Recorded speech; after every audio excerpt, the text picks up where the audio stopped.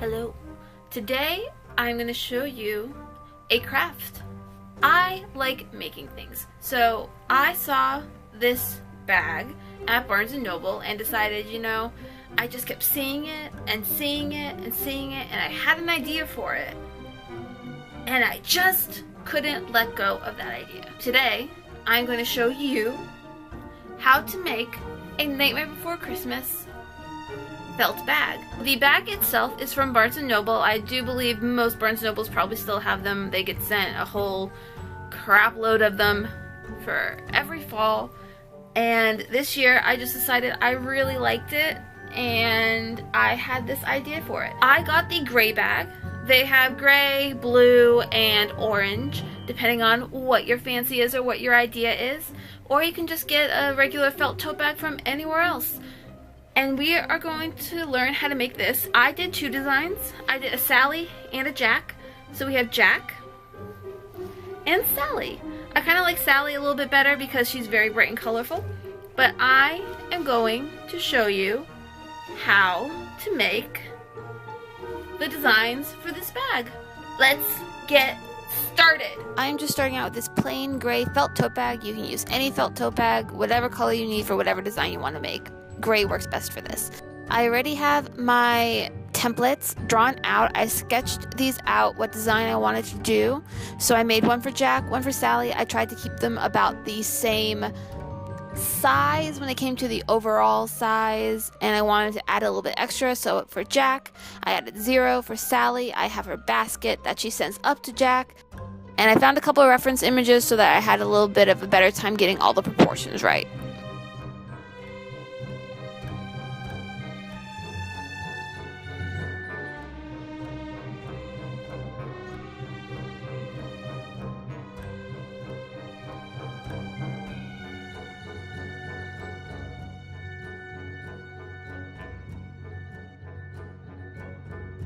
And again, you can design whatever you want. These are just the designs that I chose. Now, you're going to need felt. I found this pack at Michael's. It came with the majority of colors that I needed, which are white, the blue kind of bony color of Sally, some red for Jack's hat, yellow for the background, and black, lots of black. And then I needed pink, blue, and a little bit of orange so that I could make the rest of Sally's dress and Zero's nose.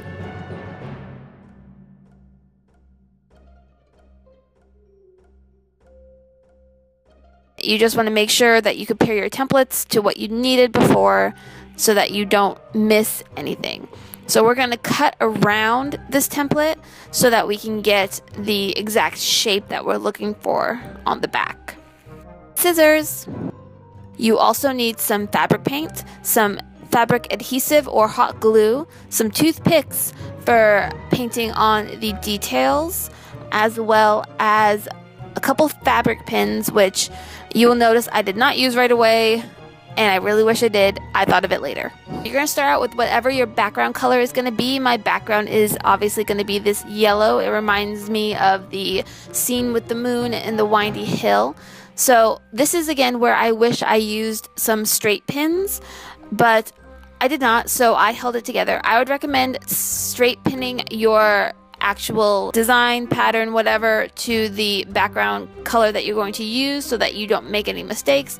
But as you can see, I did it without it and it turned out pretty okay. So either way, you should be okay. Also, you need to trim up the edges because sometimes the felt gets caught and you just kind of need to make them a lot smoother because we're not going to be covering up these edges. And then you need to do the same for Jack.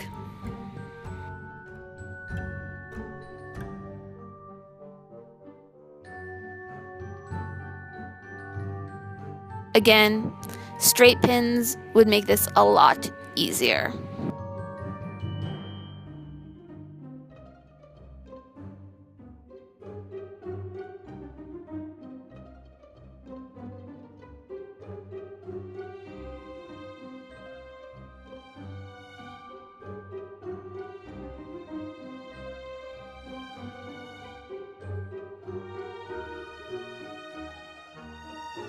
Then you'll be left with 2 felt circles for your 2 backgrounds. Now I'm starting with Jack, and what you need to do is use your template to cut out the pieces of felt that you need. So for Jack, I just started cutting all of the pieces to get all of the pieces ready before I started gluing. That's one technique you can use. You can cut out all your pieces and then put it together a bit like a jigsaw puzzle at the end.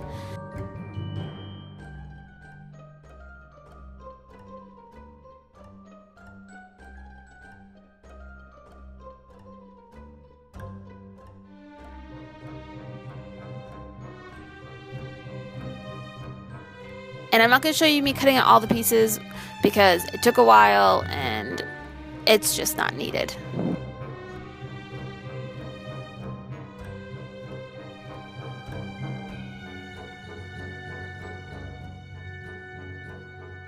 Once you have all of your pieces cut out, you are going to start gluing them together. I used a fabric adhesive and I found it worked pretty okay for me. You might have a little bit better luck with hot glue, but I find hot glue to be a bit stringy and gave me less control than the fabric pen that I used.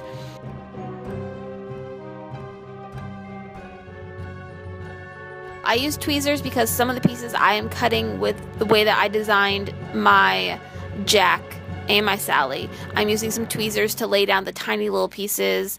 I'm putting all the glue underneath, and I had already laid them out in about the area they were going to be so I could make sure everything was the right size. Just get gluing.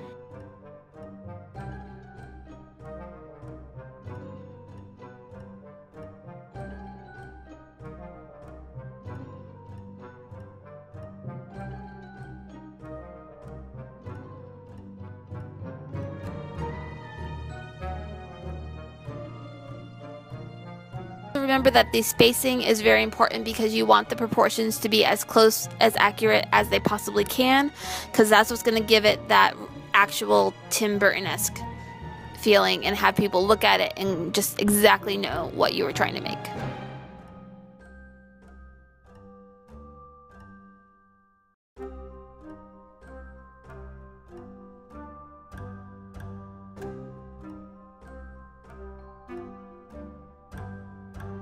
And don't forget that by layering the layers of felt, you can actually give the picture a bit more dimension.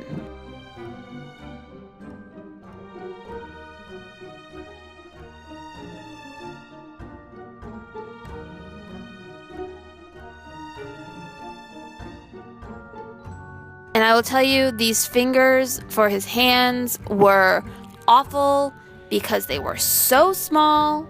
They were pretty much just torn bits of fluff of felt, but I think it added the right element for it. I chose to go with the Santa hat because it would add a little bit more color to Jack's side rather than just being the black and white. And by making Jack's hands all the little bits of pieces, it kind of gave him that more bone look, which is what I was going for. It's a lot more difficult and a lot more tedious, but I think the overall effect is worth it. Of course, you have to have 0.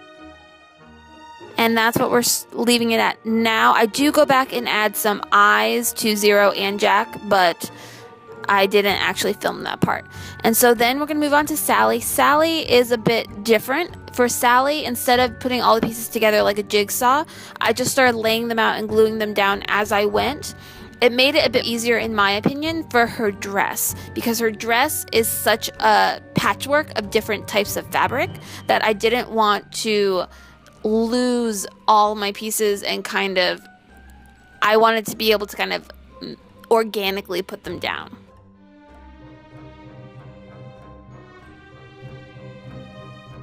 And I also decided to just make her hair as big as I possibly could, because that way I wasn't going to end up with any weird gaps. And here we have Alien Sally, because before you put any detail on her eyes, she just looks a bit frightening.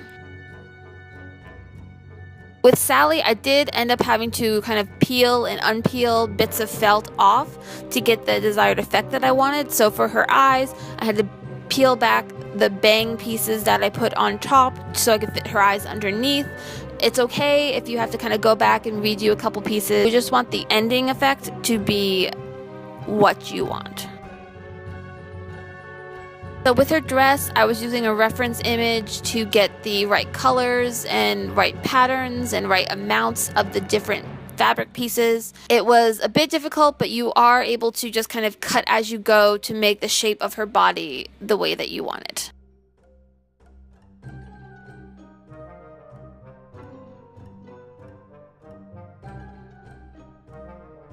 I thought that having Sally with her arm detached would be a fun element to add since we were adding her basket with the string and all of that.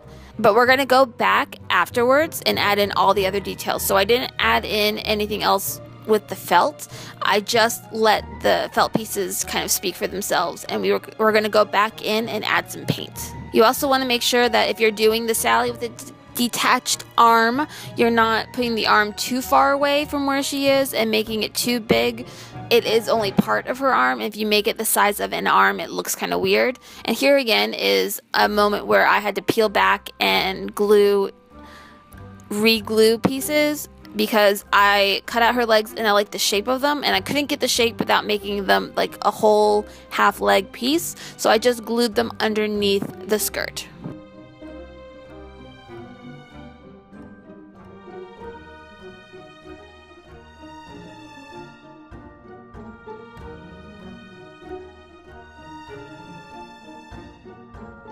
So of course we have to cut out the basket because we want that other detail piece like we did with Zero on the side with Jack. And these are what you're left with. As you can see, I added the felt pieces for Jack and Zero's eyes.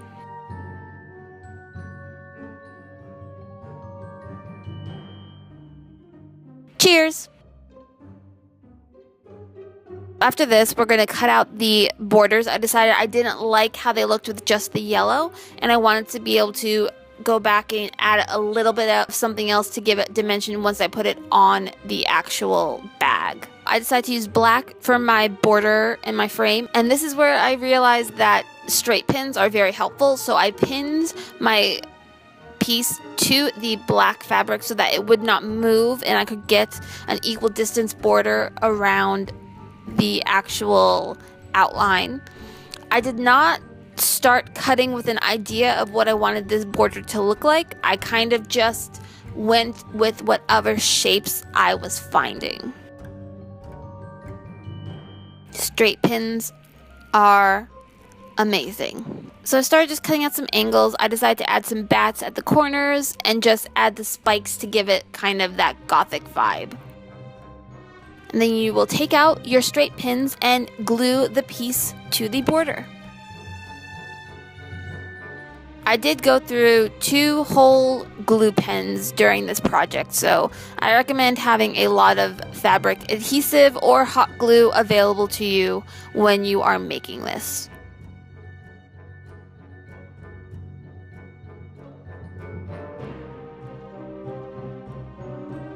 And then you're going to do the same for Jack. You're going to pin him down and cut out the border. And again, you can do whatever you want for the border. There's no right or wrong way. You just kind of go with what you feel. I mimicked his tie and shirt aspects with things and added a pumpkin on the top and tails at the bottom to just kind of mimic the shapes we already had in the actual piece. Unpin it and glue again.